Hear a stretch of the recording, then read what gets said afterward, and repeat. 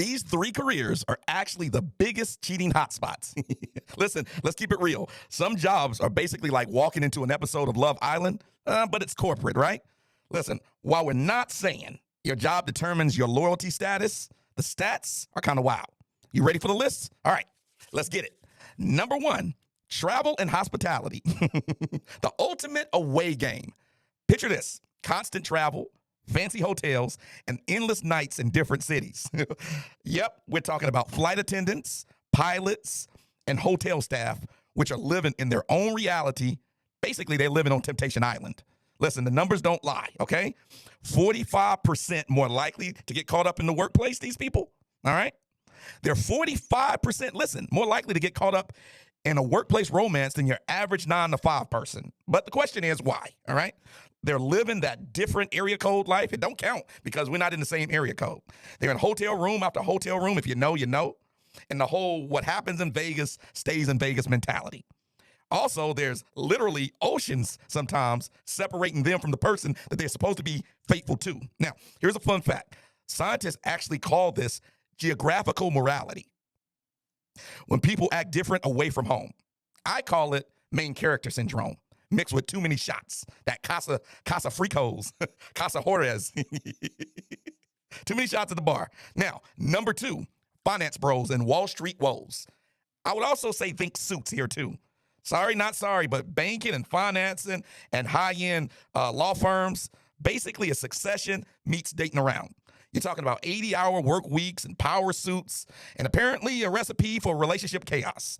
The vibes, high stress, high stakes, and high chances of finding comfort in the arms of another man or woman, the wrong place. Here are the temptations. Late nights at the office, more like late nights at the bar usually though. Power trips giving people the wrong ideas, stress levels through the roof, too much money, too little time with their actual partners, all right? Listen, studies show that these money-hungry people are 41% more likely to risk it all. Maybe they should stick to risky investments instead of risking their relationship in another person's bed, but number three, medical drama in real life. This is the reason I stopped dating RNs and doctors, y'all. Listen, Grey's Anatomy wasn't lying to us. It turns out that all those intense hospital moments do lead to some off-duty cheek clapping. Doctors and nurses are out here forming bonds stronger than fresh wig glue. What are the symptoms, okay? It's those long late-night shifts hitting different, 12-hour shifts, 16-hour shifts. It's the sharing literal life and death moments. Everyone looking so fine and so good in those tight scrubs. Y'all seen them. That only they understand me energy.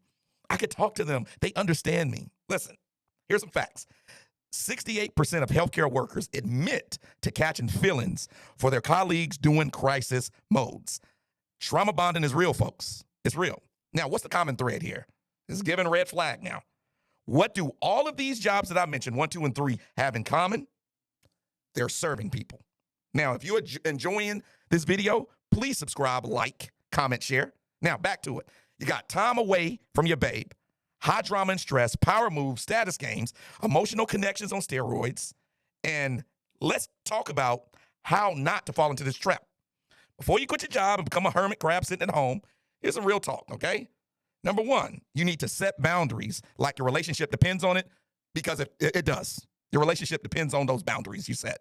Number two, keep the communication spicy with your actual partner and follow through on those things you say you're going to do to them when you get home, ladies.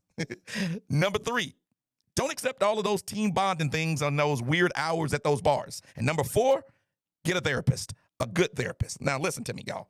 Your career does not have to be your villain arc story, all right? People in these fields can stay faithful. It just takes more work than your average desk job. Think of it like playing relationships on hard mode. Challenging, but not impossible, all right? Remember, just because your job has you feeling like the main character sometimes, is giving that main character energy, doesn't mean you need to have a messy subplot or an expensive divorce, all right? Listen, if you enjoyed this, again, please don't forget to subscribe, hit the notification bell so that you can get notified when I drop new videos. Thank you for watching. Till the next time, peace.